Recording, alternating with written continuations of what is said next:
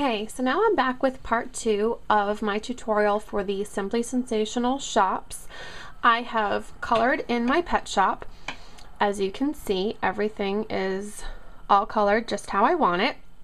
And now I'm going to show you how you can take your digital images and add to your shops. Or again, you can use this, the digital images to create your own.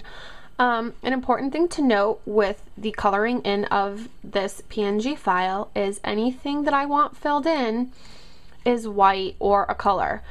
That goes for any of your little words too. If you were to then layer this onto some pattern paper and your words weren't colored in, the pattern paper would show through. So anything that you want solid, you need to have solid. As I said, we have our pet shop here. I did add design elements to the shop with my digital images. I have some flowers here. The flowers are from Home Improvement. I added my dog, which is from On Display. I added a little heart to the dog's bottom, and that's actually just from the digital paper, just kind of cut, colored, and twisted.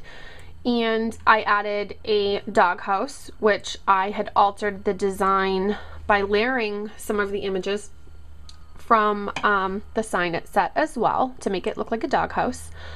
That involved covering up the windows and the mailbox, and then cutting the door and creating my own door and kind of squishing it down so it had a shorter version. And again, adding the dog paw from the Sign It set. So right now I'm going to show you how to add some more digital elements. I am going to the Home Improvement digital set. This is what the set looks like when you get it. I'm going to select my mailbox. Now, if you were to just take the whole set and select it, that's what would happen. It would move. So I'm going to go over to my selection tool, draw a box around the item that I want to select, and that gives me the mailbox. Now, as you can see, once it's selected, I can move it. I made a copy of it. I'll zoom in close for you.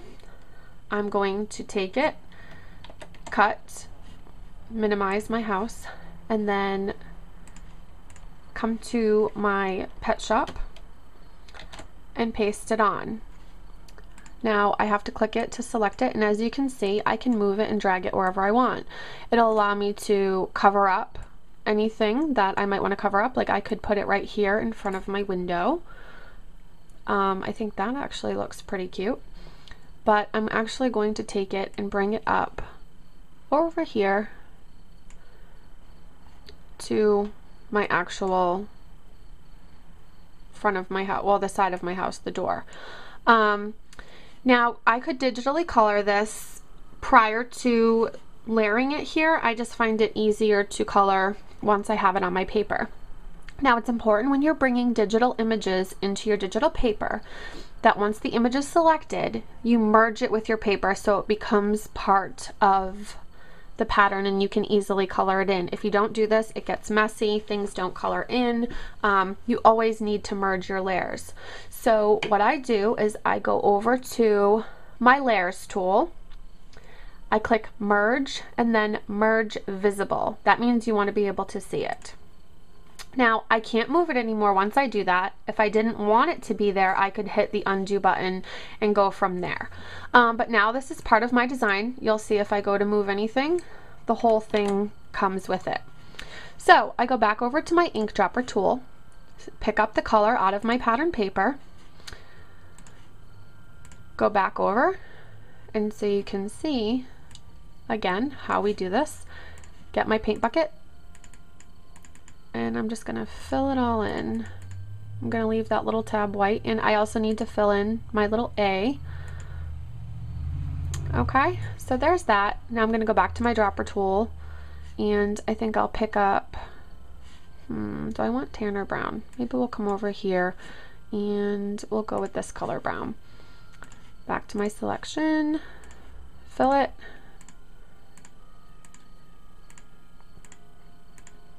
and there we have our mailbox. I'm going to leave this little tab white. So now my mailbox has been added to my paper. Again, you can cover up elements with your digital images as well.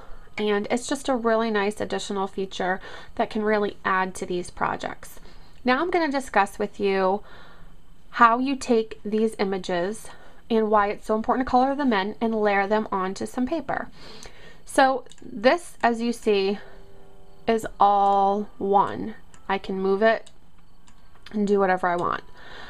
I like to take it and go to File, or Edit rather, Copy, and then I'm going to come over to the paper that I want. I told you I was going to layer this onto my heart paper, and that's why I was picking up colors. And then I'm going to go over to Edit, Paste as New Layer. And as you can see, it layered that right onto my pattern paper. Now, if you look, and I talked about the importance of filling things in, that pattern paper does not show through my windows.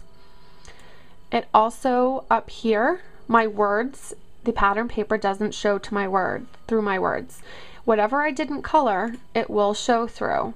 So see, this window is colored. Now, oftentimes if you were to move it and notice, oh no, I forgot to color, you know, whatever, you would just undo this and go back and color, then, you know, copy and paste.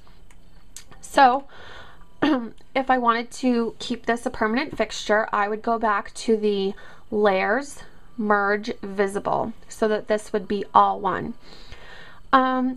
Then you would just pretty much print, cut, and go. Again, you save this project as a copy because you don't want to overwrite the originals of anything, and you could save this for future reference, and anytime you had an occasion come up that you wanted to make a pet shop for, you could simply print this off and go. It's a great project for the kids. Another thing you could do is layer it onto some pattern paper, make all these elements black and white, and let the kids color them. I plan on doing that for one of my projects this week, letting my kids make their own. It's going to become a bank.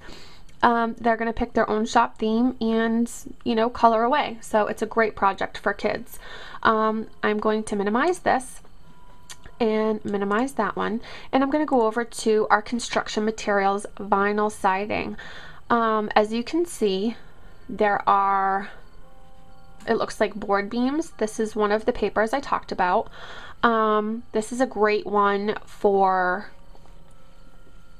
you know, any of our shop themes if you wanted to add that texture to it.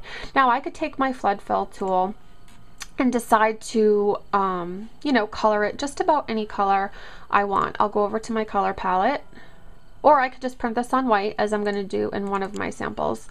Let's see, I'll go to a very pale pink and let's flood fill that in. Whoops, go to undo. Color changer,